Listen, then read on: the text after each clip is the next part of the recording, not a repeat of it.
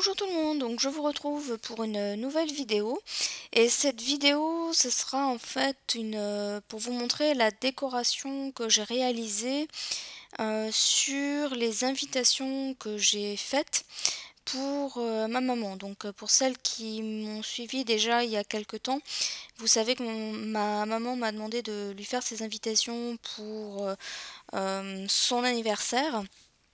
Et donc au final, si vous vous souvenez bien, il y a une vidéo que je vous ai montrée où il y avait un tuto pour réaliser une carte, mais il y avait eu un petit bug au niveau de la décoration. Donc par conséquent, je pense que vous avez compris un petit peu quel modèle elle avait choisi, parce que je lui avais donné le choix entre plusieurs modèles. Et donc elle a choisi le modèle du sac à main. Donc, il faut savoir que pour toutes ces invitations, donc chacune est différente. Et donc là, je vous montre en fait la réalisation de la décoration d'une de mes invitations. Alors, ce que j'ai fait donc ici au niveau des petites étiquettes, donc ça provient d'un bloc de journaling de chez Toga. Donc c'était une collection, une très vieille collection sur le thème de la Saint-Valentin. Je suis même pas sûre, c'est tellement vieux comme collection que je suis même pas sûre qu'il y avait un nom particulier en fait. Et donc ce que j'ai fait, hein, vous avez vu, j'ai pris mon coussin électro anti-électricité statique, je vais y arriver. J'ai passé dessus, j'ai pris donc de la Versamark, j'ai pris un tampon joyeux anniversaire, ne me demandez pas la marque du tampon, j'en ai aucune idée, ça fait tellement longtemps que je l'ai que je sais plus. Et donc j'ai utilisé de la poudre noire de chez Artemio, donc celle-ci elle est vraiment très bien parce qu'elle est relativement fine et je trouve que du coup quand on l'utilise avec des tampons ou des tamponnages où il y a beaucoup de détails, en tout cas elle a un très beau rendu. Donc vous voyez que je l'ai passé 2 fois et ensuite je vais tout simplement venir chauffer ma poudre. Donc il me semble que j'ai un petit peu chauffé, on va peut-être pas voir à la caméra. En fait j'ai un peu chauffé par en dessous, donc pour éviter de cramer le papier. J'ai commencé par chauffer en dessous en fait pour chauffer juste un petit peu et ensuite j'ai chauffé directement sur la poudre. Donc vous voyez que j'ai utilisé une pince parce que j'avais pas sorti mon tapis pour l'embossage à chaud. Donc pour éviter d'abîmer mon tapis de découpe, j'ai pris une pince et j'ai chauffé au-dessus, sans diriger la chaleur vers le tapis.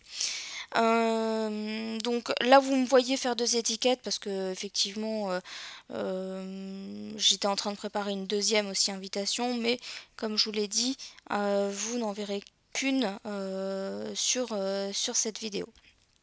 Alors pour toute la partie voilà embossage à chaud, j'ai laissé, vous voyez au niveau j'ai pas fait d'accélération au niveau de la vidéo. Par contre par la suite vous verrez qu'à certains moments j'ai fait des petites accélérations. Alors sur toutes mes invitations, donc comme je vous ai dit, elles sont toutes différentes. Elles se ressemblent beaucoup pour certaines. Il y a des éléments qui reviennent de manière, on va dire, récurrente. Mais de manière générale, voilà, elles sont toutes différentes. Et vous les verrez toutes à la fin de la vidéo. Je vous ai mis les photos de toutes les petites cartes. En revanche, vous ne verrez pas l'intérieur de mes petites cartes parce que quand j'ai pris les photos, j'avais déjà mis mon texte dessus et c'était un petit peu compliqué en fait. Enfin, ça franchement, voilà, mettre un flou sur la totalité, ça n'avait aucun intérêt. Donc voilà, j'ai pris le parti de ne pas vous montrer l'intérieur de la carte. Alors ici en fait ce sera pour décorer en fait le dessus de la carte. Donc j'ai pris un papier, hein, vous avez vu qui mesure à peu près 7 cm et demi et 10 cm, enfin 7,5 sur 7, non 7,5 sur 10, je vais y arriver. Et j'ai ancré les bords avec ma Distress Edge Mahogany, donc je réutilise ici pour ancrer les bords. Donc le papier décoration que vous avez vu, donc il est rose avec des motifs plumes. C'est un papier qui provient d'un bloc de chez Action. Et voilà, je vais coller en fait l'étiquette donc sur mon petit rectangle. Donc là j'ai utilisé de la colle UU, tout simplement. En revanche, ensuite, vous allez voir, pour coller tous mes éléments sur ma carte, j'ai privilégié le pistolet à colle chaude. Alors, voilà ce que ça donne pour le moment. Donc, voilà. Donc pour celles qui se souviennent du modèle que je vous avais montré précédemment, c'est déjà un petit peu différent puisque c'était pas les mêmes papiers. Donc j'avais au préalable déjà préparé mon gabarit, donc là je vous renverrai à ma vidéo où je vous montrerai un petit peu le tuto pour réaliser un petit peu tout ça. Et donc là je vais commencer par mettre du double face pour bien fixer ma carte. Mais avant en fait de coller l'ensemble, je me suis rendu compte que c'était peut-être un peu plus simple pour moi de coller donc mon rectangle. Donc celui où il y a l'étiquette joyeux anniversaire. Donc je vais le coller avant de faire le montage de ma carte.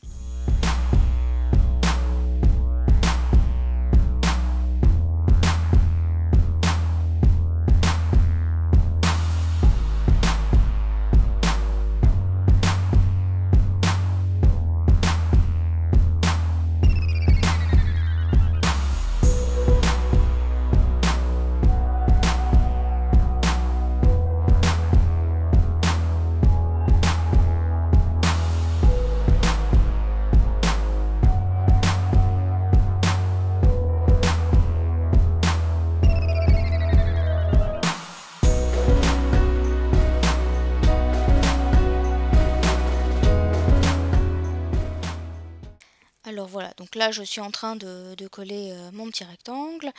Et donc une différence aussi qu'il y a par rapport à l'invitation que je vous avais montrée précédemment dans une vidéo précédente, je n'ai pas refait la petite encoche. Donc si vous vous souvenez, je m'étais embêtée à faire la petite encoche, etc. Mais au final, je trouvais qu'elle n'a pas beaucoup d'intérêt puisque la carte que je vais mettre à l'intérieur, comme je mets une anse avec un ruban, je voyais pas trop l'intérêt de cette encoche. Et puis surtout, en fait, c'était m'embêter, j'allais dire pour pas grand chose, oui et non, tout simplement parce que en faisant la petite encoche, j'étais obligée de faire la petite encoche aussi sur le papier que je collais dessus. Donc voilà, pour m'éviter ça, je l'ai pas faite en fait, tout simplement. Donc le petit rabat, je l'ai conservé parce que je trouvais que ça solidifiait un petit peu le dessus de la carte, ça le rigidifiait en fait. Et là, je viens le coller avec de la colle liquide, donc je fais attention de ne pas trop en mettre pour éviter que ça déborde. Et pour que ça se fixe bien, je mets des pinces le temps que la colle elle prenne. Donc ensuite, là, ce que vous me voyez faire, donc là, ce que j'ai pris, c'est donc mon fameux rectangle. Enfin, donc en fait, c'est la carte qui aura à l'intérieur de mon sac. Et pour le coup, j'ai oublié les dimensions, donc je les mettrai soit en barre d'infos, soit dans mon article qu'il y aura sur mon blog. Et donc là vous voyez que j'ai pris un papier, donc c'est une chute d'un papier qui provient également d'un blog de chez Action. Et c'est une chute que j'ai... alors pourquoi c'est une chute? Parce qu'en fait j'ai déjà utilisé ce papier sur donc des invitations précédentes. Donc là ce que je vous ai montré c'est le petit ruban qui va me servir à faire ma anse. Donc le ruban, franchement, je me suis pas embêtée, c'est de la récup. C'est tout simplement ce que vous retrouvez quand vous achetez des vêtements, vous avez souvent des petites ficelles au niveau des épaules. Voilà, c'est typiquement ce type de ruban que j'ai utilisé. Donc vous avez vu que mon papier, je l'ai ancré, donc toujours avec la Edge Mahogany. Donc au niveau de l'ancrage de tous mes papiers, j'ai toujours utilisé la même distress. Donc là, en fait, je colle ma anse avec du scotch. De toute façon, c'est pas grave, ça se voit pas, puisqu'ensuite, je vais coller mon papier par-dessus. Comme là, vous avez pu voir, c'est une chute, donc mon papier n'est pas suffisamment grand. Donc sur la plupart de mes cartes en fait qu'il y a à l'intérieur, même si je vous les montre pas, j'ai principalement utiliser des chutes de papier. Et ensuite, en fait, comme ici, vous voyez, j'ai complété, j'ai repris un papier qui est coordonné en fait dans les couleurs, et je vais redécouper une petite bande et je vais la coller à côté. Pour certaines, en fait, j'ai utilisé un ruban dans les tons roses. Voilà, en fait. Pour l'intérieur de mes cartes, quand j'avais pas assez de papier par rapport à, enfin, voilà, quand j'avais des morceaux de papier qui n'étaient pas assez grands, voilà, c'est un petit peu les techniques que j'ai utilisées. Je piochais dans mes chutes, je voyais un petit peu ce que je pouvais mettre et qui pouvait être coordonné. Soit c'était du papier, soit c'était un morceau de ruban. Donc tout dépendait de la largeur dont j'avais besoin. Donc là, le ruban que j'ai utilisé n'était pas assez large. Donc j'ai opté pour la chute de papier. Et je vais également ancrer les bords avec la Edge Mahogany. Alors il faut savoir que là, ce que vous voyez, mes motifs, voilà, sont relativement, on va dire, présents. Et en fait, l'idée que moi j'avais, c'était d'imprimer mon texte sur du papier calque et ensuite de coller mon papier calque sur ma carte, on va dire. Et je pensais que le papier calque atténuerait en fait les motifs de manière à ce que le texte ressorte bien. Bien en fait non. Malheureusement ça n'a pas été le cas, donc je me suis plantée sur une de mes cartes. Bon, c'est pas grave, ce sera mon invitation, donc c'est pas bien grave. Mais en fait, quand j'ai collé mon papier calque sur mes papiers, donc où les motifs sont relativement présents, je dis pas que le texte n'est pas lisible, je dis juste qu'il est moins lisible. Enfin, voilà, il est plus difficile à lire, on va dire. Donc ce que j'ai fait ensuite, c'est que j'ai repris des papiers dans les tons roses d'un bloc de chez Toga. Donc c'est toujours une collection de Saint-Valentin. J'ai pris des papiers qui étaient plus ou moins, on va dire, soit unis, soit des faux unis, mais en tout cas qui étaient relativement clairs. J'ai collé mon papier calque dessus, j'ai ancré les bords et j'ai ensuite collé sur ma petite carte à l'intérieur. Donc j'ai fait du recto verso, donc il y a un morceau du texte qui est sur le recto et au verso c'est les coordonnées donc de ma maman pour la contacter pour les invitations. Voilà. Alors là, ce que vous me voyez faire, c'est que pour justement le verso de ma carte, je n'avais pas de papier. Donc là, vous voyez, j'ai pris un papier, j'ai pris la dimension de ma carte et vous voyez que vous avez vu, hein, j'ai reporté les dimensions de ma carte et ensuite j'ai découpé quelques millimètres plus petits par rapport au trait que j'avais mis sur le verso de mon papier, de manière à avoir un papier qui est tout de suite à la bonne taille, qui est légèrement plus petit, de manière à, voilà, ça fait comme s'il était maté par ma carte. Je ne sais pas si je m'exprime clairement, j'espère que voilà, vous avez compris ce que je voulais dire. Donc comme je vous ai dit, tous mes papiers sont ancrés avec la Distress. Donc là voilà, je viens coller mon papier avec de la colle UU. Et comme vous avez vu, il m'est resté une chute de papier. Donc c'est typiquement le morceau que vous avez vu que j'ai mis de côté, que je vais réutiliser pour une autre carte. Donc ensuite, ce que j'ai fait, c'est que j'ai ancré tous les bords également de ma carte, enfin comment dire, oui, la forme de sac, puisque c'est à la base c'est une carte sac à main. Et donc c'est un peu l'étui en fait où on met la carte à l'intérieur. Donc j'ai ancré les bords pour que ça fasse un rendu un petit peu plus joli. Donc là je vais vérifier que ma carte elle rentre bien à l'intérieur, mais voilà, il n'y avait pas de souci normalement, mais je vous montre quand même. Et donc voici ensuite les éléments de décoration que j'ai utilisés. Donc là il y a un morceau de dentelle et deux morceaux de ruban un peu mini vague.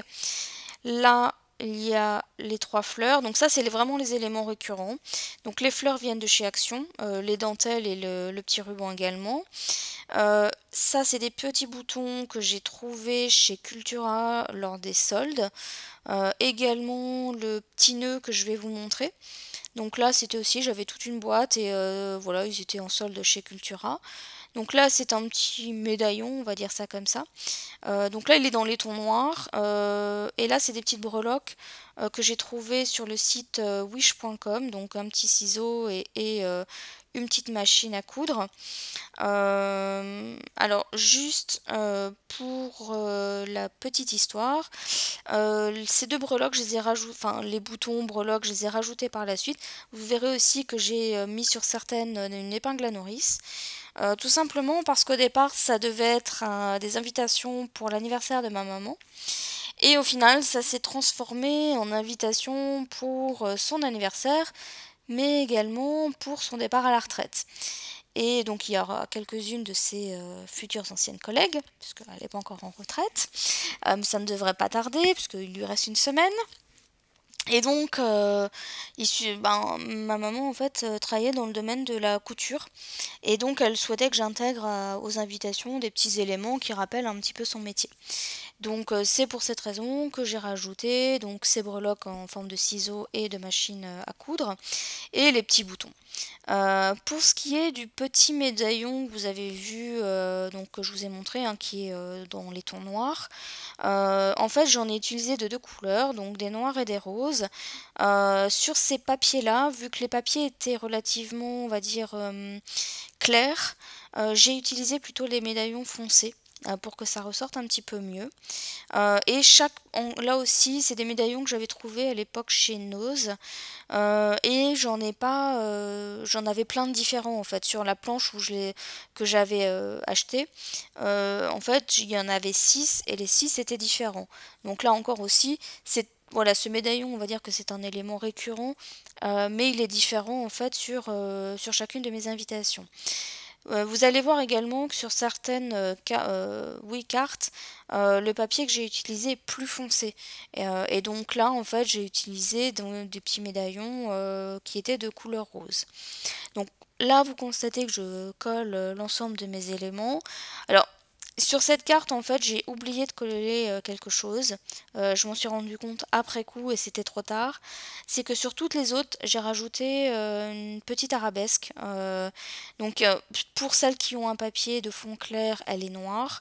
Et pour celles qui ont un papier de fond foncé, elle est rose. Ou violette, pailletée. Donc sur celle-ci, il n'y en a pas. C'est la seule où il n'y en a pas. Je l'ai oubliée. Voilà, tant pis, je m'en suis rendu compte trop tard et vraiment, je pouvais plus la rajouter. Vous allez voir aussi que ce qu'il y a de différent, quand je ne vous ai pas expliqué, mais quand j'ai mis le ruban, au départ, j'avais plutôt tablé sur des rubans clairs. Mais parce que mon papier de fond était foncé, donc ça allait bien. Mais avec une carte comme celle-ci, comme le fond, globalement ma carte elle est relativement claire. Et je trouvais que mettre un ruban clair, ça ne le faisait pas ressortir. D'autant plus que mon joyeux anniversaire il est noir. Là pour le coup j'ai un papier où j'ai des petits motifs noirs. Donc je trouvais qu'en fait utiliser un ruban noir était plus adéquat.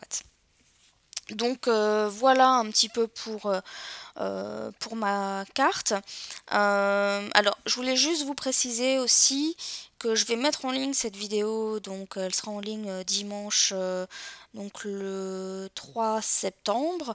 En revanche, je ne serai pas disponible. En fait, je pars quelques jours en congé et je n'aurai pas accès à internet pendant à peu près une petite semaine. Donc ça veut dire que si vous me laissez des commentaires, je ne pourrai pas y répondre et je ne les verrai certainement qu'à mon retour de congé. Donc en tout cas n'hésitez pas à me dire ce que vous en avez pensé.